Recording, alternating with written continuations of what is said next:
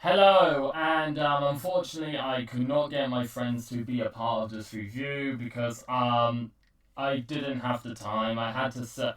I realized that if I wanted them to be a part of it, I had to set up another Discord server, and also a lot of them are busy, like really busy. So I was thinking, it's either the highway or it's either just like do the review now or wait until a whole year to do the review. And I already promised people I would review the movie this year while it's still out in cinemas. And while people are still streaming it on Peacock, whatever the hell it's called.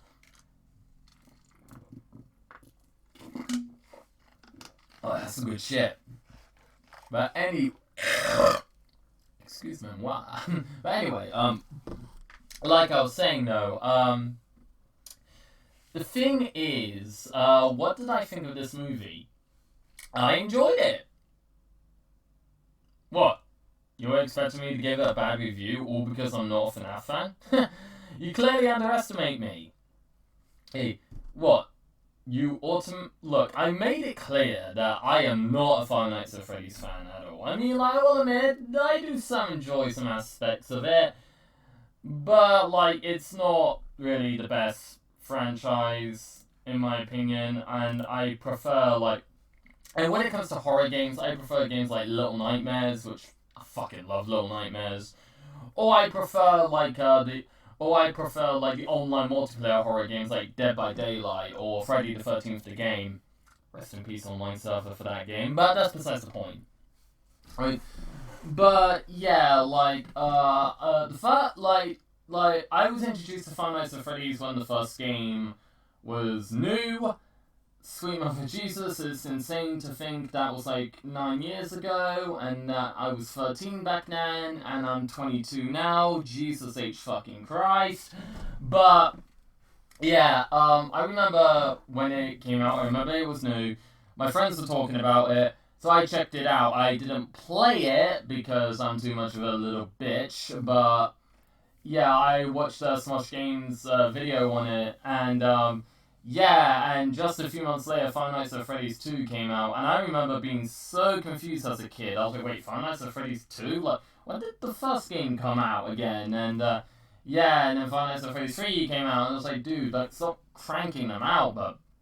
And then the fourth one came out, it's like, Jesus Christ, dude, fucking hell, Scott Coffin, yikes. But, yeah, and even though I was not a big fan of Five Nights at Freddy's, I did become familiar with the lore, because my best friend, Restaurant Kid 27, became a humongous fan. And which is ironic, because he doesn't really like horror that much, but Five Nights at Freddy's he was, instantly into, so it was well, okay.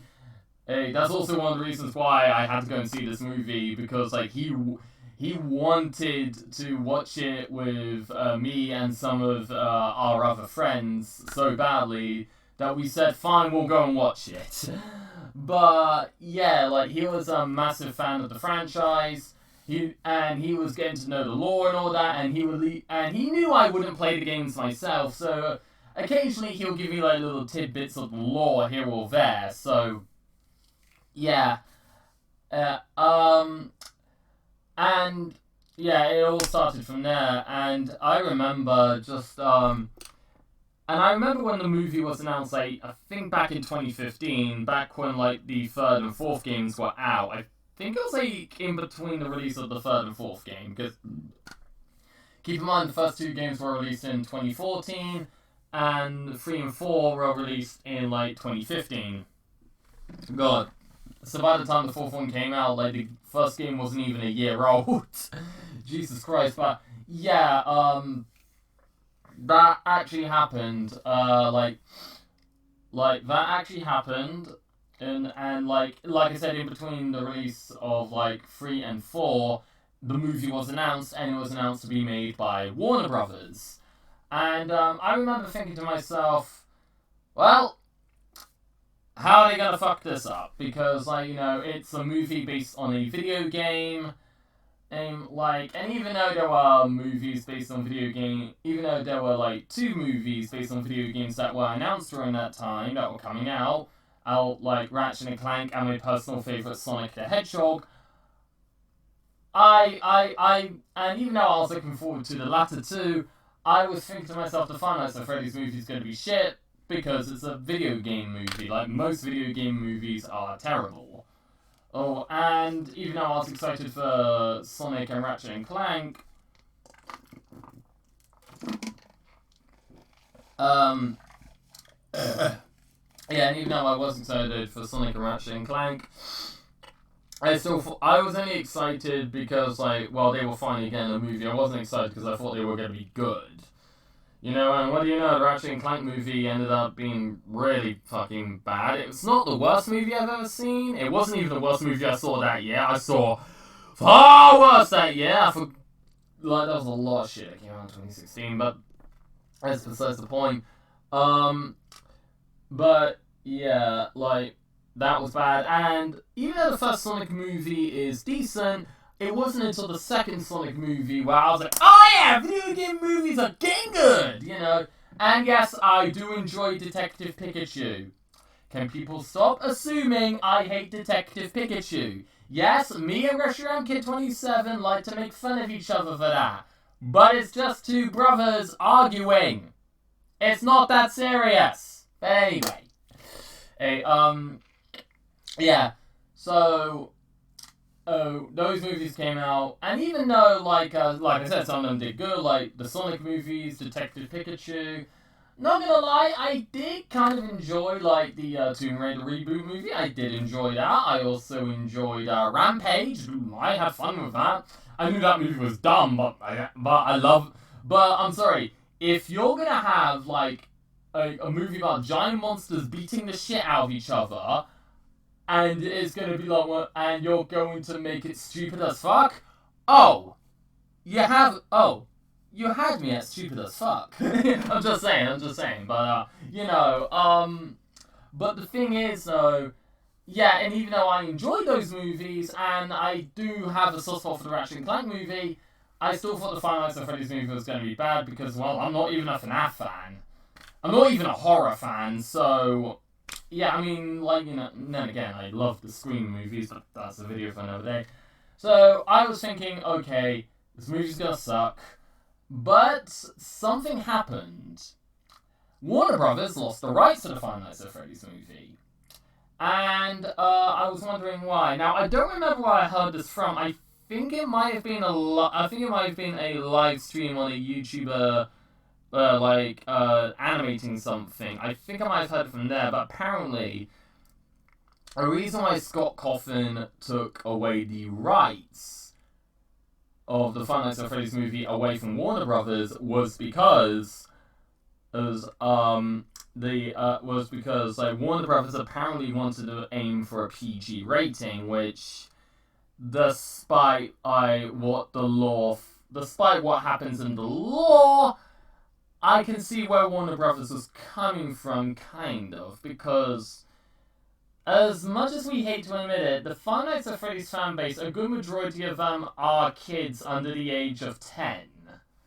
So obviously, you know, you can't really sell it to a massive fan base if, like, a good, 40% of them can't go and watch it. Just saying.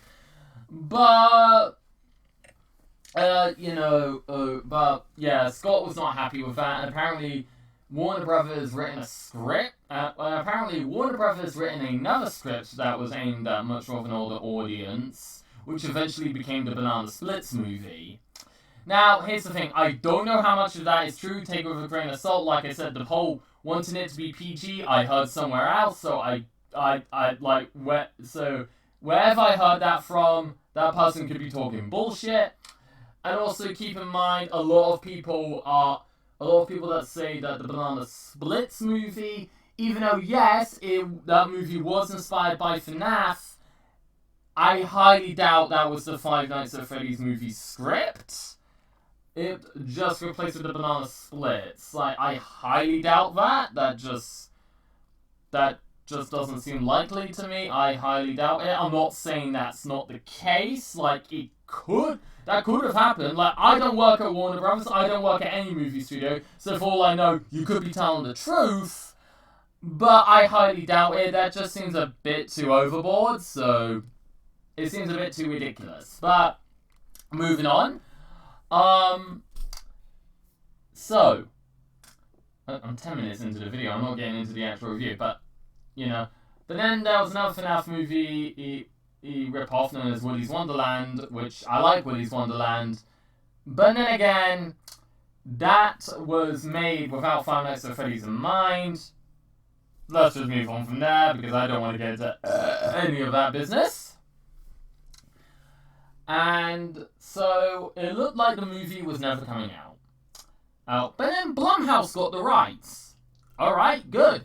And then the movie was about to set filming in April of 2021, the same month as a certain other video game adaptation, Sonic the Hedgehog 2. So, FNAF fans rejoiced! And they thought they were going to get the movie by 2022, and then nothing, and then April came and went, there was nothing. And nothing at all. So, a lot of the FNAF fans grabbed onto their hats and prayed and told it and said, rest in peace, Five Nights at Freddy's movie. Until this year, where they actually did start filming. About fucking time. They had a director, they had a script that Scott Cawthon liked. So, it was all ready to go. So, because the movie was filming this year, we thought we were getting it next year. But then, the shock came out that we were getting it this October. October 27th. Or if you're like me and lived in the UK, October 25th. And, yeah, everything seemed to be going good.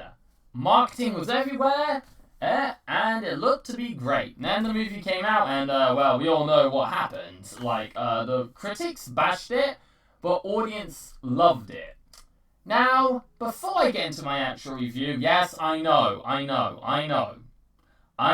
you're getting sick and tired. We're 12 minutes into the video, and I still haven't gone to the review. I get it. Actually, I do need to double check something. Oh, shit, I just realized. Okay, yeah, hopefully that did not fully echo, but that's besides the point. But anyway, yeah, so, like, where was I? Oh, yeah, 13 minutes into the video and no review yet, but we'll get there eventually. But then, yeah, critics bashed the movie, but audiences loved it. Now, let me get one thing out of the way first. This technically isn't a repeat of the Super Mario Brothers movie. The Mario Brothers movie wasn't bashed by critics. The Mario Brothers movie just got mediocre reviews from critics. The only critic I think that fully bashed it was Grace Randolph, and if you've seen my review of the Mario Brothers movie, you already know how I feel about that stupid bitch. So yeah, also, by the way, if you're like me and you hate Grace Randolph, don't harass her. Like, yeah, I know I make jokes about her, but please don't dox her, don't go and contact her, for, like, a few reasons, because, like, A, that makes you a shitty person, and B, like, you know, that would definitely get her more attention. And, yeah, look, I've already made fun of the bitch enough. Like, I've already said that she's a terrible critic and that she's terrible at her job, but we move on. But, yeah, but like I said, critics, like, gave the Mario movie mediocre or okay reviews at best. They didn't, like, full on say, it's the worst movie ever made! Even though they think Avatar, like, they literally said that the Mario Brothers movie has no story. Oh yeah, but Avatar 2, which has less story than the Mario Brothers movie, gets, like, alright, it gets, like, great reviews! Seriously, fuck Avatar 1 and fuck Avatar 2. Those movies suck. James Cameron, for the love of God, if you're gonna keep making them, actually put time and effort into the writing and characters! Sorry, I just... Ooh, I hate the Avatar movie so much. Anyway, moving on. So, yeah, but the critics here actually full-on bashed it. Now, even though I said I enjoyed the movie, let me make something clear. I can see where the critics are coming from with some of their points, but their other points make no sense. Now, one of their points is that you are more likely to enjoy this movie if you are a fan. And yet, they're not wrong. Even though I'm not a fan and I enjoyed it, my best friend, like I said, Restaurant Kid 27, he enjoyed it way more than I fucking did. So, yeah. That is one point. There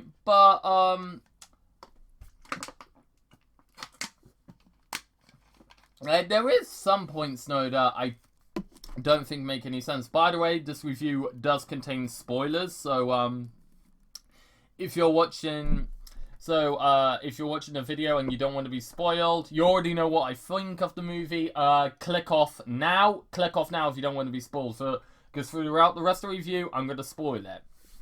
Now, a lot of people say that William Afton has no motivation for trying to kill Mike and Abby. Yeah, were you paying attention to the movie?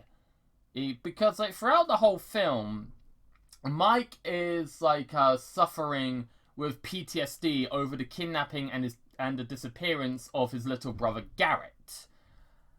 And it's later revealed that William Afton killed Garrett, was the one that kidnapped and killed Garrett.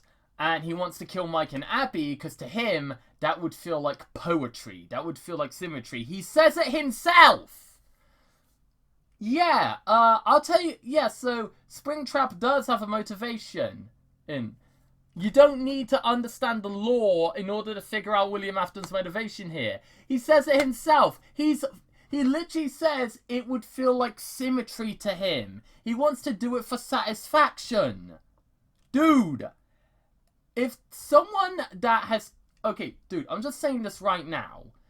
If there's someone out there that has killed someone close to you and is trying to kill you because to them it would feel like symmetry, it would feel like poetry, that's them saying they're fucked in the head. Anyone can see that motivation. It's easy to see William Afton's motivation. Just saying. Anyway. So yeah, that I don't get. And another thing, a lot of critics go like, oh, like, why do you need to understand the law why the animatronics are friendly with Abby? You shouldn't need to understand the law to do that. Okay, first of all, you don't need to understand the law in order to understand why the animatronics are friendly towards Abby. Because the animatronics are possessed by kids. The animatronics themselves are literally children. And Abby is the first kid they have seen since their deaths. So obviously they're going to be friendly to the first kid they have seen in a long time because they themselves are possessed by dead kids. I'm just saying that's kind of obvious. Alright, and what else? But yeah, those were the points that kind of bothered me, but yeah, no. Okay, now let's go on to the actual review. Let me just say this right now. Oh, best thing in the whole movie. Other than Matthew Lillard as William Afton, and I'll get to that later, don't you worry, I will get to it. But, best part in the whole movie? The way the animatronics look. The Jim Henson Company did a fantastic job of replicating their look.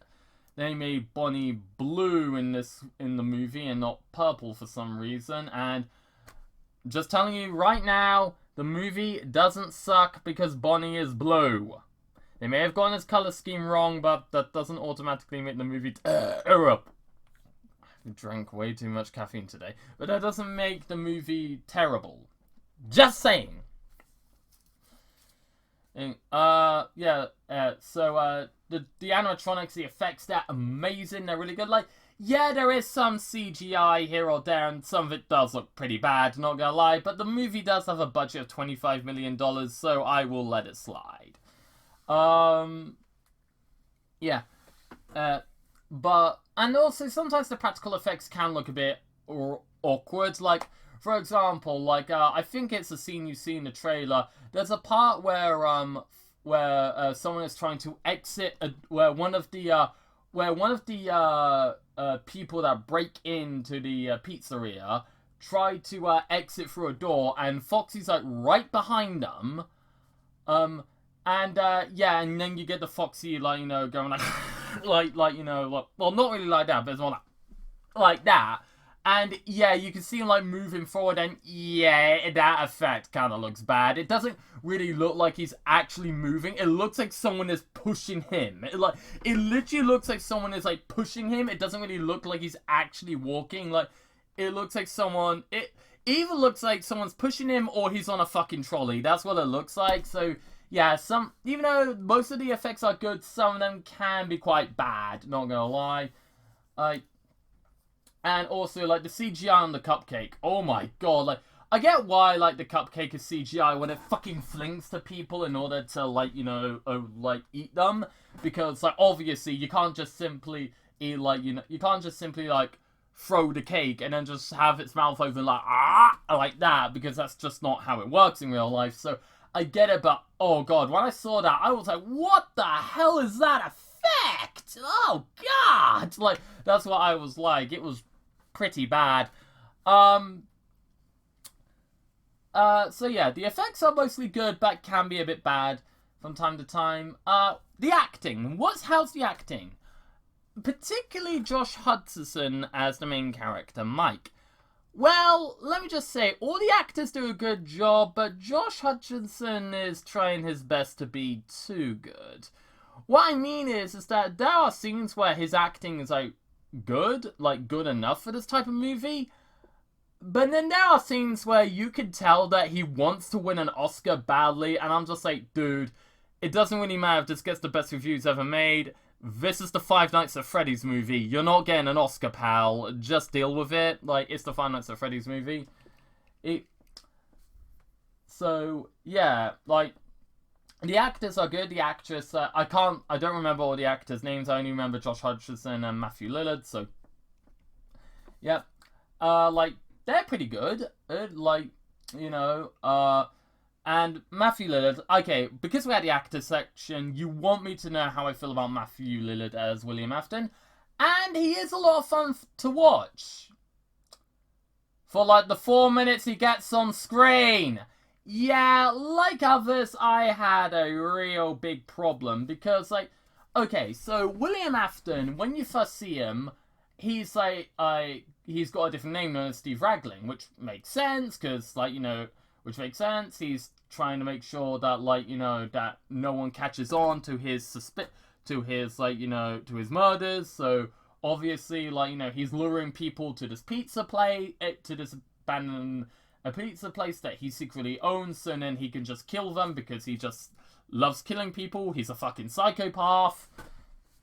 But the thing is, no, is that, like, the problem is that Matthew Lillard is good in the movie, but it's obvious that he's the villain. And like, I know you Five Nights at Freddy's fans are going to be writing in the comments going like, no, duh, OnGoing, he is obviously the villain, and, like, you know, the IMDb page revealed it before there was even a trailer. Like, yeah, I know. It doesn't excuse the fact that they still try to treat it like a twist. That's the problem. They try to treat it like a plot twist, and it's so fucking obvious. Like, I'm not even joking. Like, when Mike enters into the restaurant, he's talking to him on the phone, and he is saying, and, like, you know, he's saying, like, oh, the electricity's a bit iffy, you might want to be careful here or there. It's like, dude, it is so obvious that he's leading you into a trap. Like, I get that Mike is desperate, and we'll get to that later. I get that Mike is desperate, but it's like, dude, it's obvious that this bastard wants to kill you. He is not being subtle about it. Like, honestly, it's like, dude, like, it's obvious that he wants you dead. Get out of there. Like, okay. So, yeah. But I have to say, no. when William Afton is in the Springtrap suit, even though it is unnecessarily short, god damn it, why didn't you reveal him as the villain halfway through the movie? Why did you have to wait until the last 10 minutes? Come on, it would be so much fun! And I want to see Shaggy kill people, god damn it!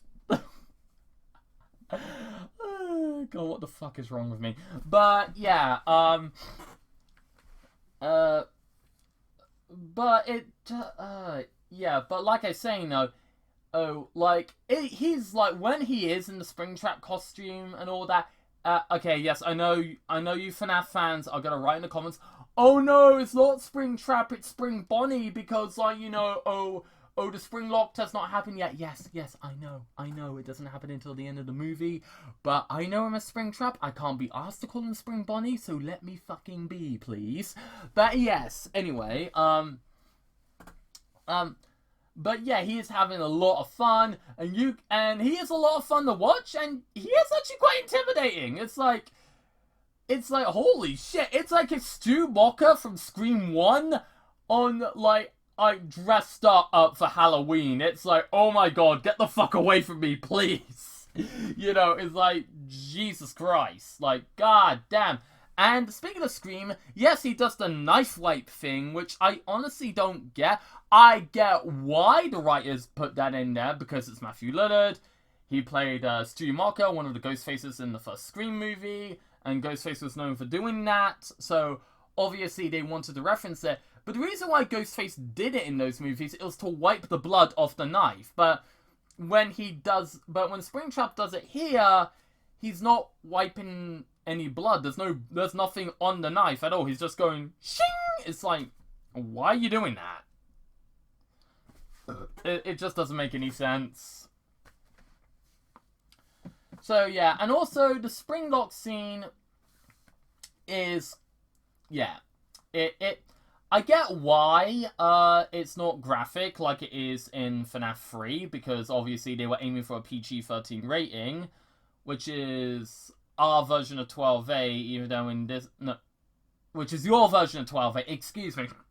I got my countries confused for a second, but yeah, our version of PG-13 is 12A, but, you know, but in the UK, the movie got an R rating. Like, the movie's rated 15, so in the UK, which means it's rated R here.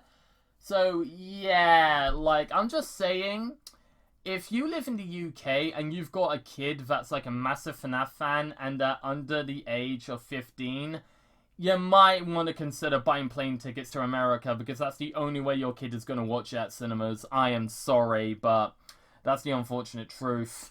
But anyway, that's besides the point. But yeah, the Springlock suit, like, I get why, like, it's not graphic, and I will admit, it is done quite well. And Matthew Lillard does sell, like, you know, like, the psychopath just, like, taking the pain, but at the same time, it's like, dude, like, I get that you're a freak, but wouldn't you be like, ah, he's not even screaming in pain, he's just like, oh, it's like, it kind of reminds me, I don't know why, but it kind of reminds me of that scene in Alita Battle Angel, where Alita just stabs that one guy, and the person that's possessing him goes, oh, that looks fatal, oh, okay, there we go. Like, it reminds me of that, pretty much. Like, why isn't he, like, really, like, I do not care if it doesn't look that graphic. They're still going inside his stomach. Like, the spring locks are still going inside his stomach. Would he be like, ah, fuck? Would he be like that or something? Like, oh my god, I don't know. But, yeah. Yeah, so, that was good. And now I need to get, and, I will admit, I think adding Vanessa from Security Breach was a good idea. Now, I know a bunch of FNAF fans are going to be wondering why the hell she's even here, when she's not introduced until Security Breach. Why is Shadow being in Sonic... Well, I got a better question. Why is Shadow going to be in the third Sonic movie, even though he's not introduced until way later on in the franchise?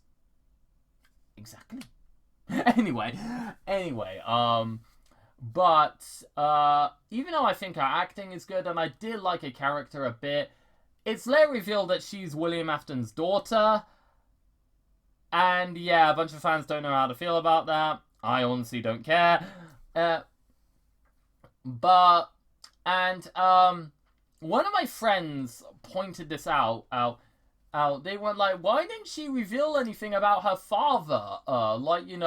She knows that he's evil. Why didn't she say anything? And I was like, you do know that she's a victim of abuse, right?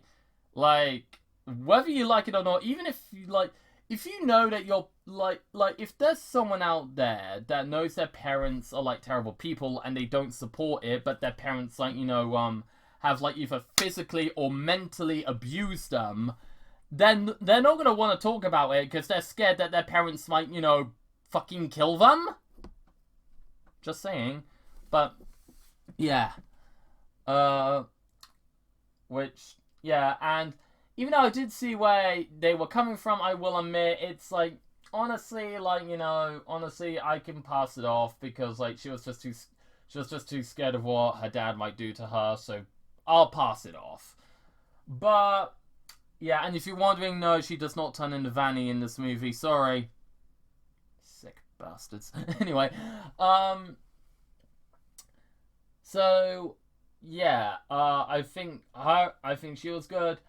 I thought the relationship between Abby and Mike was adorable. I bought the fact that they were brother and sister.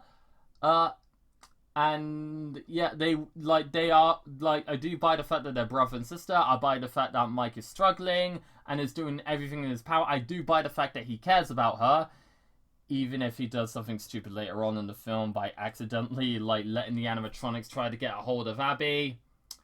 Dude, I get you were in a different position at that point, but, yeah, I think your aunt may be correct. Now we can get into that.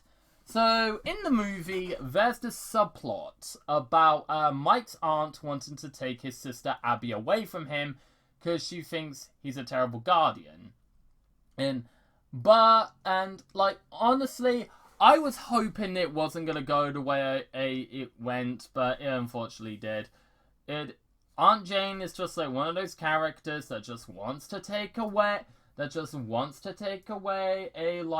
main character's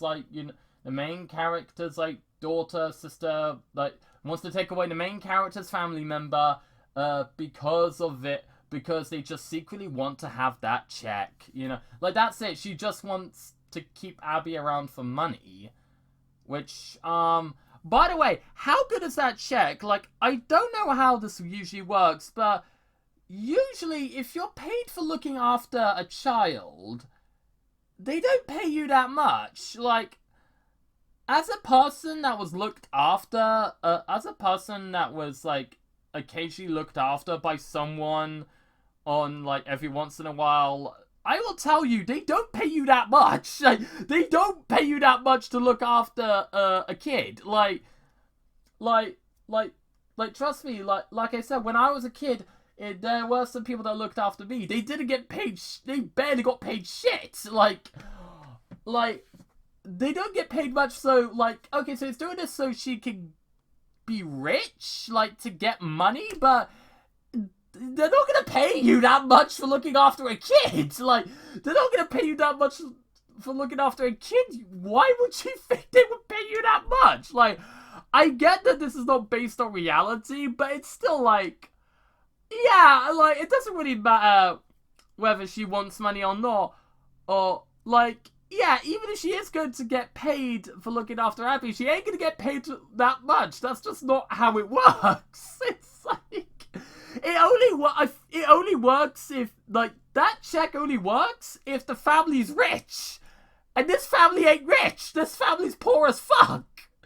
So you fucked up your own plan there. What a dumb bitch.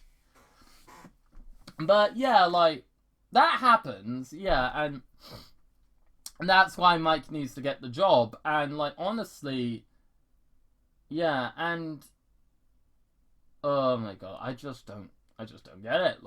Honestly, it's just and I get why it's in there because we need to have a reason why Mike goes to get it. But it's can't we just have it where can't we just have it where can't can't we just have it where, like, you know, where, like, we don't need, like, this unnecessary subplot of, like, of an evil aunt, like, wanting to take away Mike's sister. Just simply have it where, like, Mike and Abby are low on money. Where Mike is low on money, he needs a job badly, and if he doesn't take this job, both him and Abby will be Did I say Abby? Both him and Abby are going to be homeless and then starved to death. There, done! Simple motivation right there! Yeah, but no, you have to add in this unnecessary subplot with the aunt, and I'm sorry. I get that they needed to have a character. I get that they also needed to have Aunt Jane, so then, like, Golden Freddy can kill her later on, but honestly, it's just, what the fuck. But yeah, that happens, and yeah. And I saw that a bunch of people said that the first night section in the movie was a bit uneventful. Yeah, that's done on purpose, by the way. If you're wondering why nothing happens, like, during the first 2 nights, it's because it's a way to explain why Mike keeps coming back. Because, like, keep in mind, if you play Five Nights at Freddy's, like, you know, the animatronics are after you constantly, and you can get away with that in a game that has little to no story. In a game where all you just simply have to do is just look at cameras, shut 2 doors if there's animatronics nearby, and then open them up once they go away. Like, you don't really need a story to explain that. You just need the game, and there you go. But you can't get away with that in a movie. In a movie, you need to explain why he comes back. So obviously, like, the first 2 nights, nothing happening, that makes a whole bunch of sense. Like, you know, so yeah, it does take a while to get going, but it makes sense. It makes sense, like, why? But I don't know, like, but yeah. Oh yeah, by the way, for those of you FNAF fans that are excited to see all the jump scares in the movie, yeah, by the way, there's only a few. Oh, and I'll list them off right now. Balloon Boy, Foxy, Balloon Boy, Balloon Boy. Those are all the jump scares. And one of them is in a mid-credit scene. So, yeah. If you were expecting constant, if you were expecting that, prepare to be disappointed, because you're barely gonna get any of it. So yeah, I'm trying to think of what else like happens in the film. I saw the film yesterday. I'm just trying to remember. I'm just trying to remember, and I don't have a VPN, so I can't just simply, like, go on Peacock. I don't have a VPN, that's the thing. I can't just simply go on Peacock and then just, like, look up, like, where, or, like, look up, like, what part of the movie it is. Like, I'm trying to remember, so, yeah. That happens. And yeah, so, very little jump scares in the whole film. For all of you that think a whole bunch of YouTubers make a cameo, yes, there is like a thing in the background with other YouTubers, that have made FNAF content, and in the background there is a picture of them in the background, yeah. But for those of you that are really excited to see like the really big cameos, the ones that actually act in the movie, yeah, there's only 2. Matt, Pat, and Corey. So yeah, you're not gonna see many cameos. And yes, Markiplier was meant to make a cameo in this movie, but he couldn't because he was too busy making his own movie adaptation of a horror game known as Iron Lung. So yeah, but Scott Cawthon said he might appear in the sequel. We don't know. Oh, so yeah, and if you're wondering who Markiplier was meant to cameo, he was meant to cameo as the security guard that gets killed in the beginning of the movie. But if you ask me, I think it would have been better if Markiplier cameoed as the trainer for the video. like, you know that, you know what I mean, like the training video of that woman. I think that woman should have been replaced with Markiplier. Honestly, I think that would have been perfect for Markiplier. Like, think about it, because Markiplier is the Five Nights at Freddy's king. Like, having him be, like, the trainer in the video, telling you what to, like, telling Mike what to do in the video, that would have been kind of clever and kind of cool. Not gonna lie, that would have been kind of cool. But, you know, it is what it is. And now to discuss the PG-13 rating, and then I'll end the review. The way the movie handles its PG-13 rating, it got away with some stuff that I can see terrifying some kids, but yeah, it's not that bad. Honestly, it doesn't really earn its 15 rating in the UK at all. It can honestly be a 12. Hell, if you take out... There's only, like, 2 really gruesome parts in the whole film. And if you take those parts out, the movie could honestly easily be a PG. It's like... It's funny how Scott, refused to let them have a PG rating. And yet he made the most rated PG movie to get a 15 rating. Like, oh my god. Like, seriously. It's like... It honestly could. Like I said, there's only 2 really gruesome bits. There's a part where Freddy, like, chomps a woman in half, and I swear if I see, was that the bite of 87 in my comments, you might not want to do that. I'll simply remove the comment, or I'll just ignore you, because, like, I don't have the patience for that shit right now, please. So yeah, that happens, and one scene later on, like, after Mike ends up getting captured and, like, that mask nearly kills him, he manages to escape, and then he sees all the bodies, and one of them being, like, a really bad shredded face, and it's like, oh god, that's quite fucked up, but the thing is, no, that's the most gruesome parts in the movie. You take those 2 out, it's really quite tame. It's kind of like Doctor Who horror, actually. Like, honestly, like, yeah, if you can handle horror in Doctor Who, you could definitely handle the horror in this movie, because there's barely any. So, yeah. This was less, you know what's funny? This review was, like, 42 minutes in, and yet, somehow, I had less spoilers than the reviews that go on for 16 minutes. That's quite funny, to be honest. But what did I think of the film? Like I said, I enjoyed it. But I will admit, it's not the best. Hell, there's been better video game adaptations. Hell, there's been a better video game adaptation this year! With the Super Mario Brothers movie. Seriously, like, damn. Sonic the Hedgehog 2 is still the best video game movie ever made, though. Just saying. And if you Mario fans disagree, that is fine. But don't harass me. Don't harass me or anyone else in the comments about it, because that's not cool. But yeah, yeah, and I do recommend it if you're a Five Nights at Freddy's fan, and if you enjoy. And, if let's say you enjoy, like, you know, if you enjoy, like, you know, if you just want to see, like, a movie, yeah, and if you want to see a movie where, like, Jim Henson's, like, puppetry or something, like, go ahead. And, honestly, like, there are worse movies out there, and there were far worse movies than this year. Calling this the worst movie of 2023 is honestly, like, calling this, like, the worst movie of 2023, it's honestly like calling Sonic Frontiers the best game of 2022. It's just an over-the-top reaction. Please like, subscribe, comment if you can. I'll see you guys next time.